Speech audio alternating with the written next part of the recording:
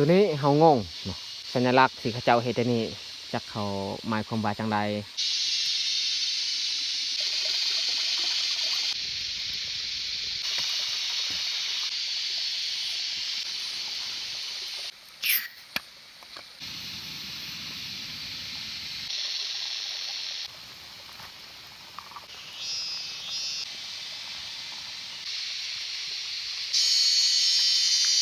น้องแยกแบ่งเท้าให้มา3 โต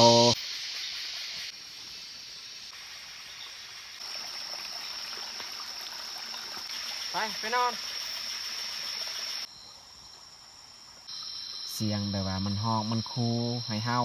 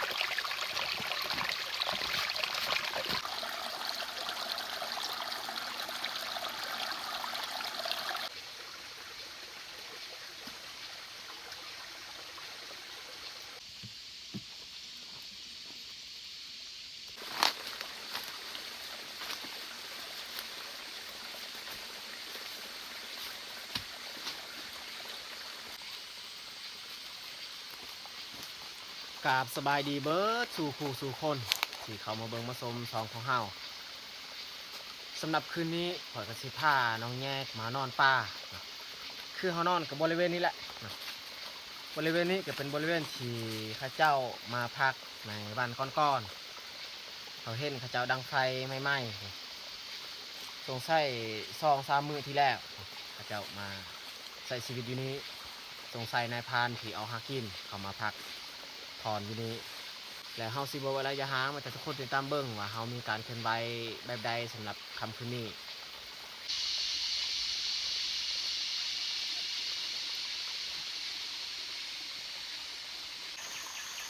อันนี้หมากไม้ถีนกกินมากของมันสมัยก่อนนี่เคยไปใส่กับดักใส่นกมันมากินหมากไม้ชนิดนี้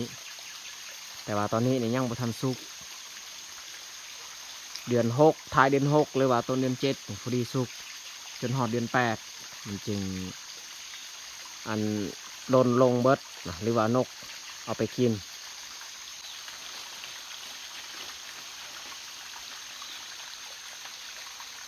แกนอยู่ในมันเป็นสีดำแต่ว่ามันสุก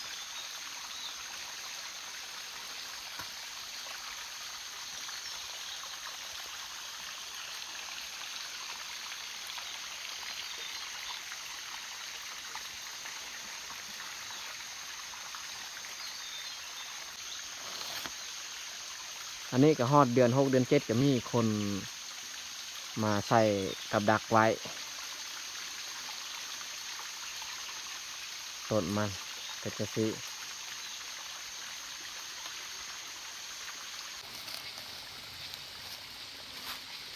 ฟืนอันนี้เราก็สามารถใช้ได้คือกันฟืนที่ข้าเจ้าซอกไว้อยู่นี้นี่สงสัยข้าเจ้าเห็ดอาหารการกินนี่แหละเอาไม้2 ข้าง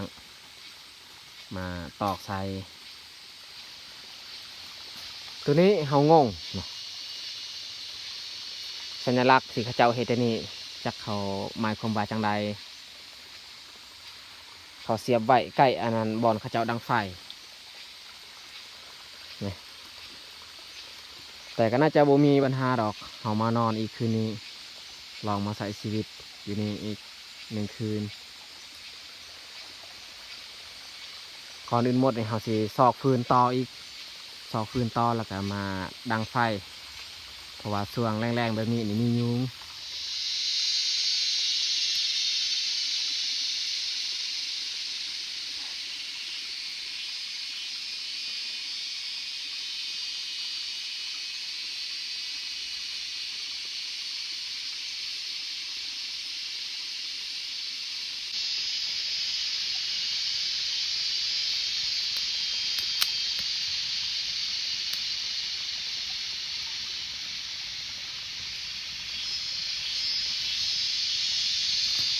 เขาดังไฟนี่แค่แน่ยุงมันบ่มาปานใดบางทีนี่ยุงไล่ขนาดเมื่อไฟขึ้นนี่ยุงหายไปมันได้รู้สึกว่าควรใส่อันนี้ก็แมนกระเป๋าที่พี่เด้ส่งมาให้กระเป๋าก็มีซองเป่าแต่ว่าเขาเอามาใส่เป่าสีเขียวนี่เป่าสีดำนี่มันใหญ่เอาซ้ำนี้แหละพอดีถ้าว่าเขาเข้าแบบว่าปลาเลิกไปนอนหลายคืนเขาจึงเอากระเป๋าใหญ่ฮั่นแต่พอขึ้นเดียวนี่กระเป๋านี้ก็พอดีอันนี้ก็เหมาะของเพิ่นคือกันเอามาใส่อันนี้ก็แมนคือกันของเพิ่นให้สุดก้อน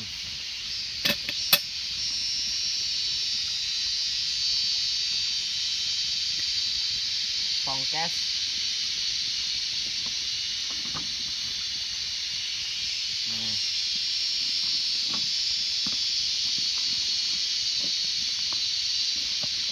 แต่ที่เอาเข้าอันนี้ไปล่างอยู่ห้วยแล้วก็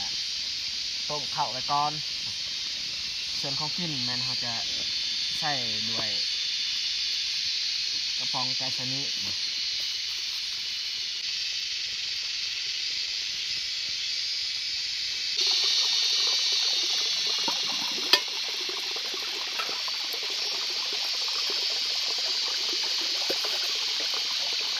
สำหรับน้ำที่เราเอามาใส่จะค่อนข้างขุ่นหน่อยนึงแต่ก็ไม่เป็นยังทำเขาล้างเข้าเลยเพราะว่าเมื่อวานนี้ฝนตกน้ำขุ่นหน่อยนึง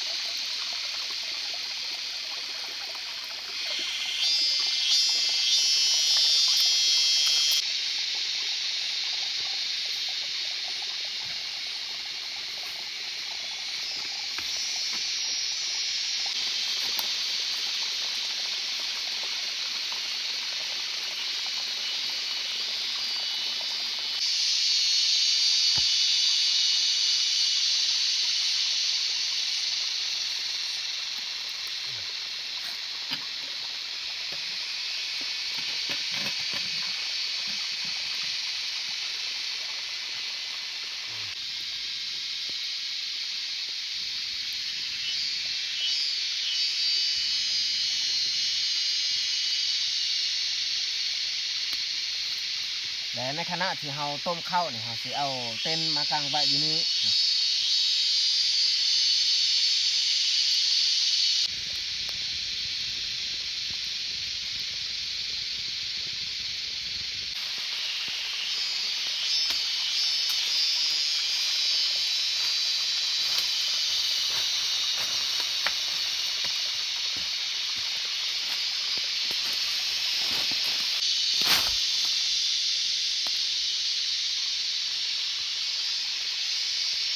ตัดเอาใบไม้มาปูอยู่นี้บอลเราจะอันนั้นกางเต้นมาให้เต้นของเรามันเปื้อน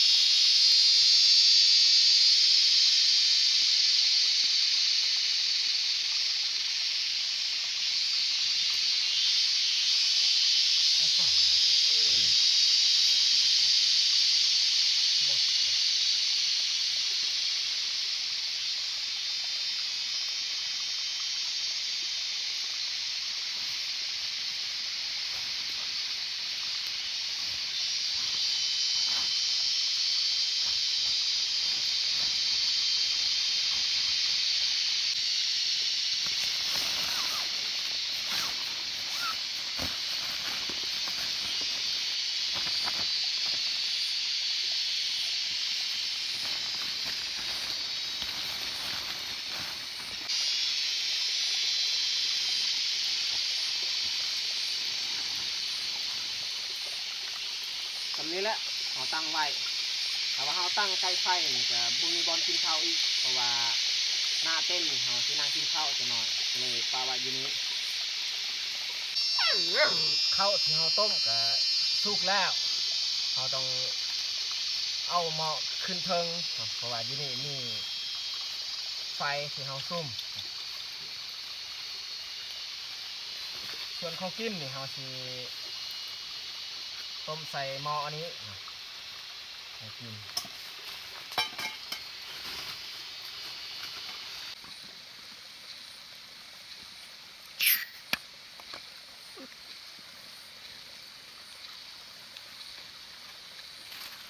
ดินมันบ่เพียงปานใดเราต้องมูนเบื้องลุ่มให้มันสูงเสมอกับเบื้องเทิง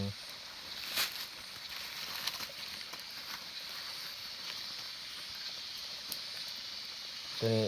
เอาออกซ้ำหม้อนี่แหละซ้ำพอดีหม้อน้อยออกซ้ำนี้ก็ได้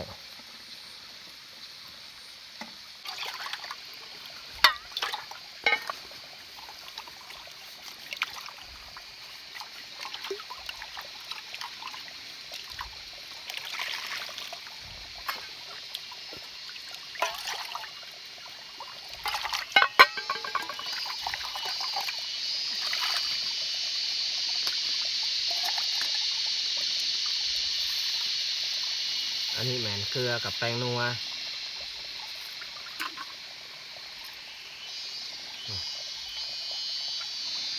กบที่เราตากแห้ง3 โตแล้วก็ปลาตัวหนึ่งเอามาต้มกินอยู่นี่อันนี้แมนผักน้ำ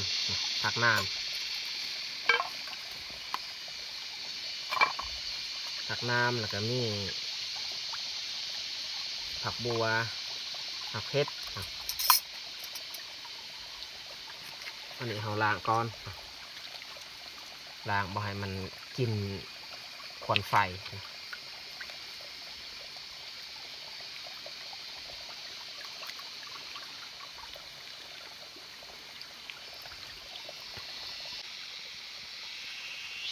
เราเริ่มเปิดแก๊สเลย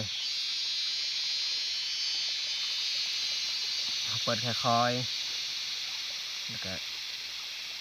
บีบใส่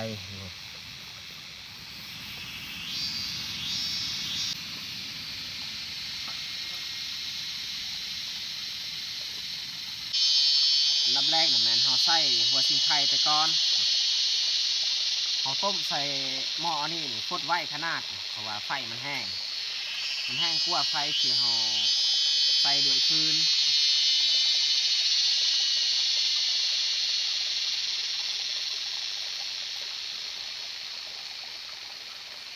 ใส่หม้อแบบนี้เหมาะสุดเวลานอนเทิงห้างนอนบอนสูงมันง่าย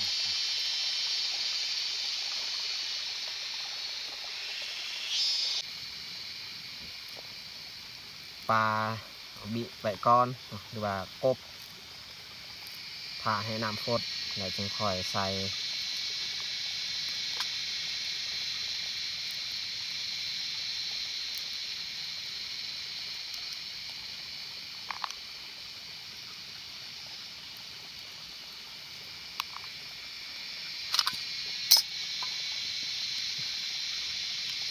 เอาฝานี่ปิดไว้เพื่อมันกดไว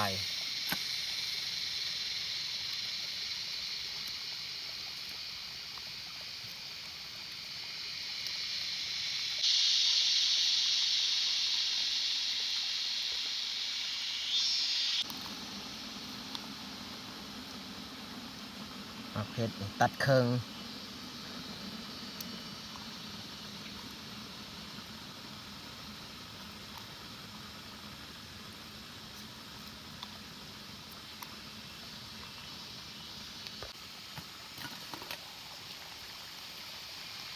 โอ้ฟดแห้งเอาสีมันนี่ลง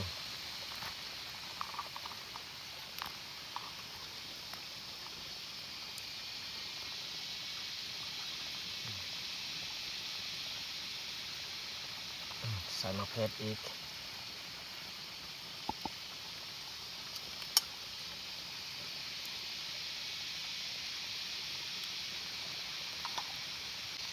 เกลือใส่ลงไปแป้งนัว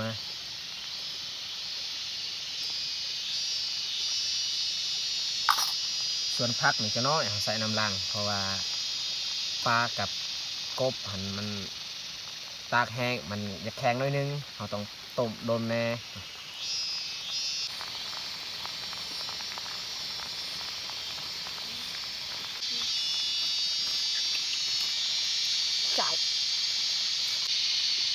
ใส่ผักไปเลยเพราะว่าเราต้มกันค่อนข้างโดนแล้ว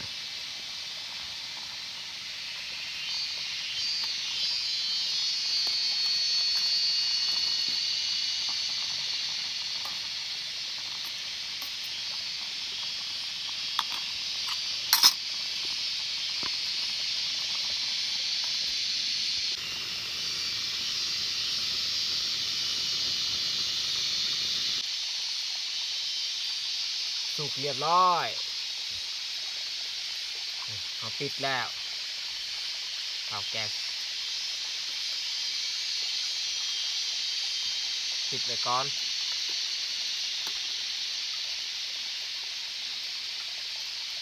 โอ้ปะอยู่ใส่เด้ดินมันบ่เพียง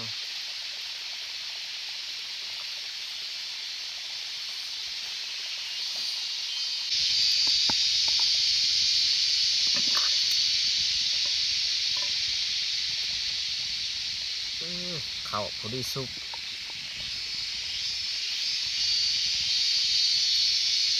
กินข้าวในป่านี่รู้สึกว่ามันแซ่บกว่าอยู่บ้านจักเป็นหยังบ่ฮู้คือกันทุกครั้งที่เรากินข้าวในป่ามันแซ่บเรากินได้หลายกว่าอยู่บ้าน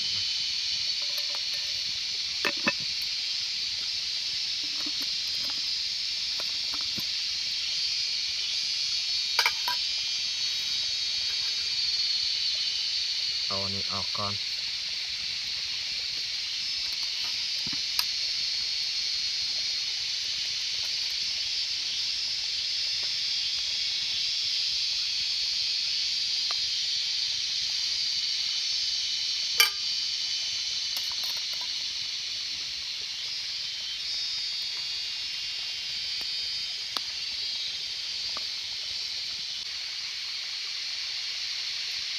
เอามา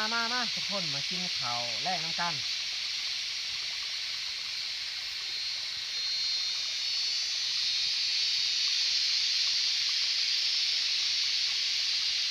กินข้าวช่วง6 โมงปลาย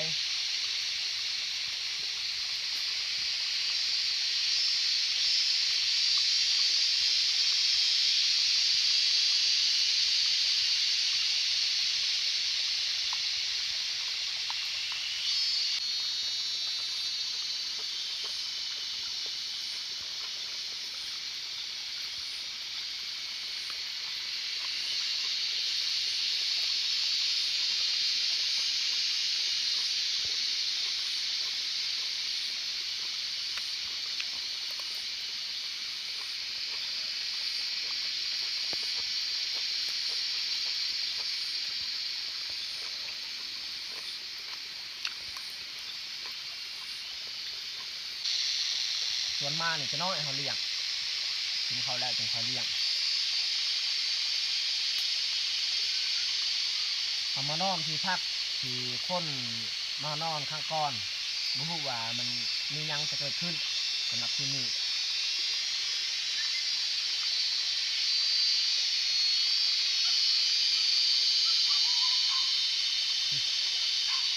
ยังมาอยู่นุ่ม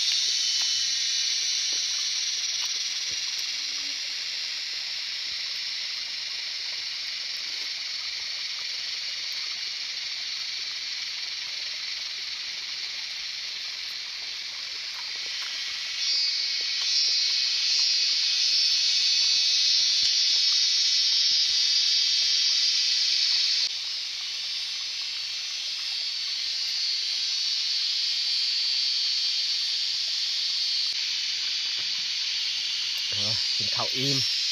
ดื่มน้ำก่อน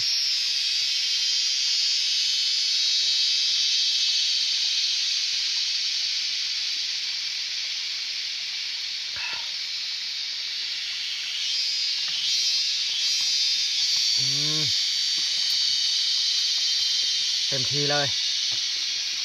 กินข้าวแสบคัก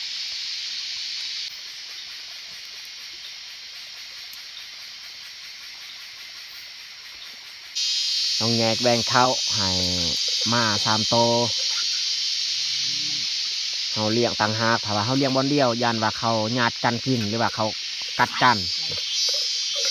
ต้องไหนแบ่งโตหนึ่งหันใบหนึ่งลูกอดื้อท่านส่วนลายมันกัดกันส่วนแม่นี่บ่เป็นยังไว้ต่างหาก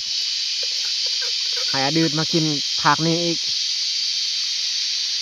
อยู่หันเลยก็ได้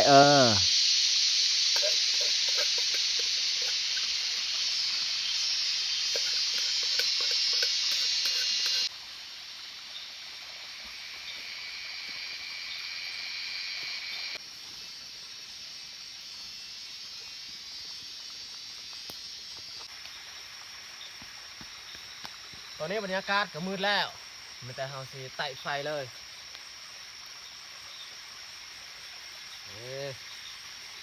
แจ้งดีแหละบาทนี่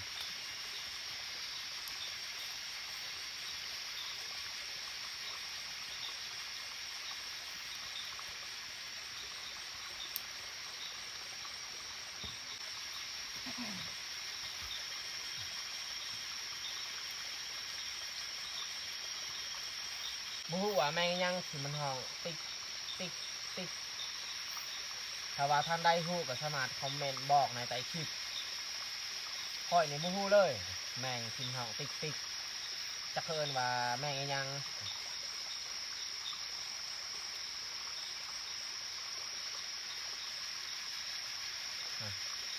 มากับมานอนใกล้ๆเตาไฟดีแล้วเอามาไปนำถ้าว่ามีสัตว์ป่าที่มันออกหากินเขาก็อันหูจักดีเพราะว่ามามันอยู่นอกมันจะเห็นง่ายส่วนเฮาเนี่ยเข้าไปนอนในเต้น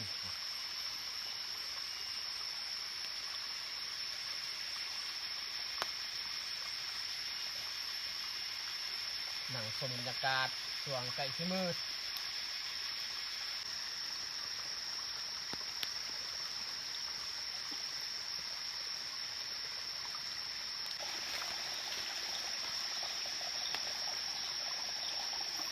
พาน้องแยกไปหาเงียงเบิ่งเขียดแต่บ่ยินเสียงเขียดมันห้อง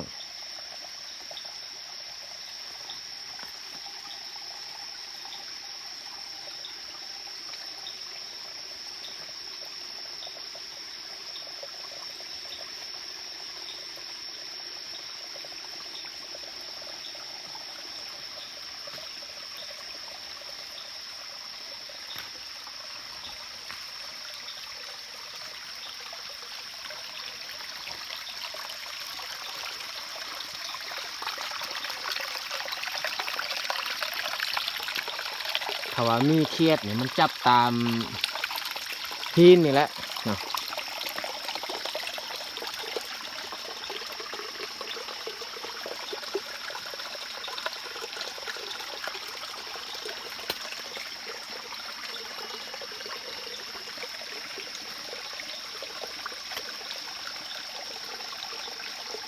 หมาย่างไปก่อนถ้าว่ามีเขียดเนี่ยยันเขียดนี้แล้วมาย่างก่อน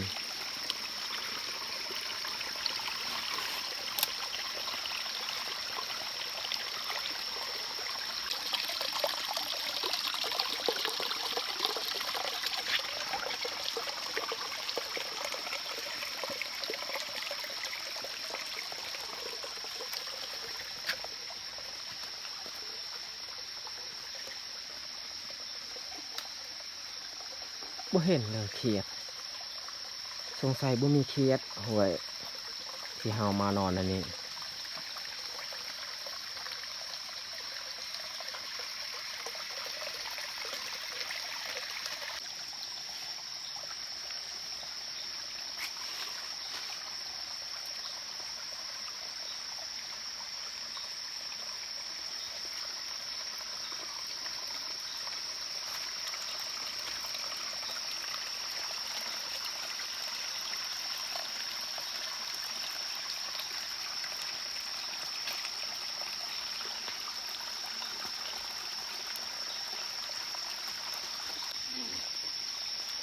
กลับไปบอนนอนอีก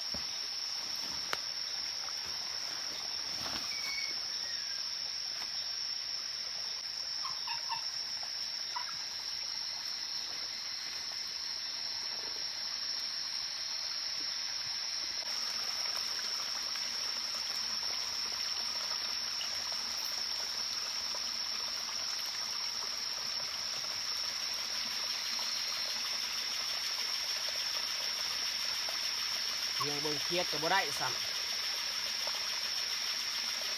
ไปนอนเบื้องนั่นไปนอนเบื้องนั่นนี่เฮ้ยเดี๋ยวมันเท่ากับคือเข้าเต้นคือกันให้มา3 ตัวนี่นั่งอยู่นอกหรือว่านอนอยู่นอกเอาผ้าห่มออกไปผ้าห่มพื้นหนึ่งดูดินอนอุ่นเพราะว่านอนในเต้นเขาบอกต้องการห่มร้ายไปเข้านอนแล้วก็ฮิตซิด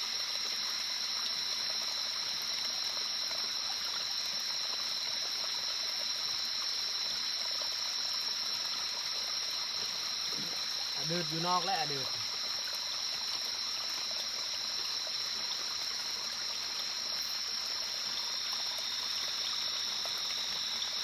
นอนฟังเสียงธรรมชาติอยู่ในป่าเอาดอกไผ่เข้าก่อน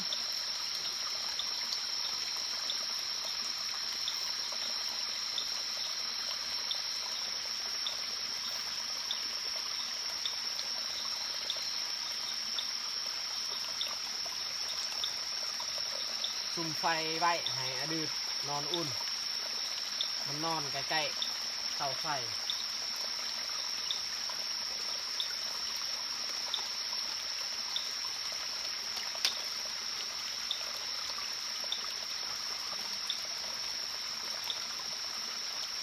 ตอนนี้นี่รู้สึกว่าเอาหน่อยนึงยังบ่ทันฮีทตัวเมือนอกฮีทตัวลืบตัวมุงอันนี้ทำนี้ทำได้แหละ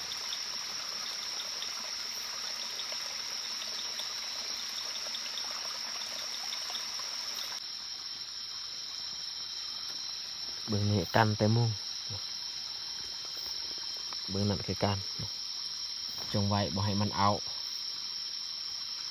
ถ้าว่าเฮาบ่เฮ็ดแบบนี้มันเอาเนาะข้างนอกเนี่ยเฮาจะบ่ปิดเพราะว่าผ่านมาเฮาเคยปิดข้างนอกเนี่ยมันเอาแบบว่ามีน้ำมันติดแถวเต็น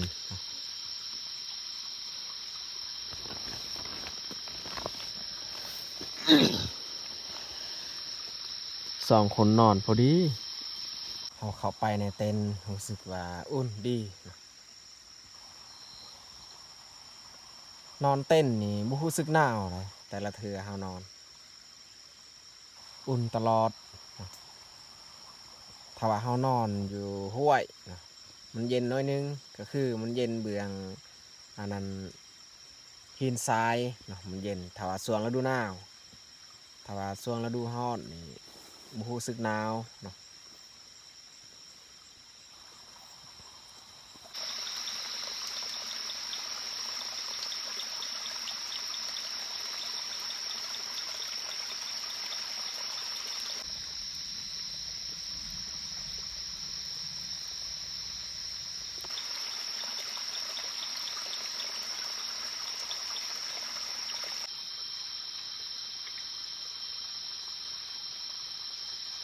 เสียงเครียดมันฮอก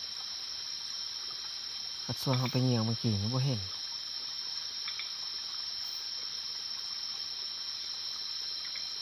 แอ๊กมันฮอกนะ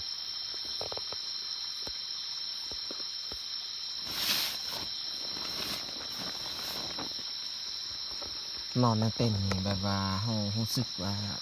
บ่ย้านปานใดบ่คือนอนแบบอันอยู่นอกเนาะแบบว่าเฮาบ่ได้ใส่หยังเนาะนอนกลางแจ้งคือแบบเฮานอนห้วยแต่ก่อน แบบว่าที่พักก็ยังเขาบ่ได้สร้างมันแต่นอนเลยกับอันนั้นอันหินแฮหินทรายประมาณหินแฮนะนอนกับหินทรายก็อยากกังวลนิดนึงเขานอนแบบนี้ถ้าว่ามีสัตว์มันย่างไปย่างมาเขาก็บ่เห็นเมื่อเขาบ่เห็นเขาก็บ่รู้สึกย่านปานใดยกเว้นแต่สัตว์ที่มันย่างมาแบบเสียงดังเขาจึงฮู้หรือว่าเสียงแบบว่ามันฮ้องมันคูให้เฮามันตั้งใจอันเล่นงานเฮาตอนนั้นเฮาจึงย่านถ้าว่าแบบมันย่างไปมาแบบมันหากินน่าจะเฮาบ่ได้ยินง่ายดอก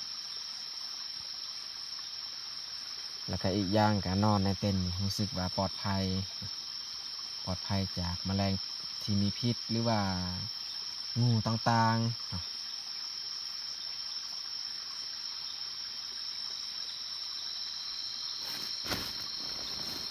นอนคน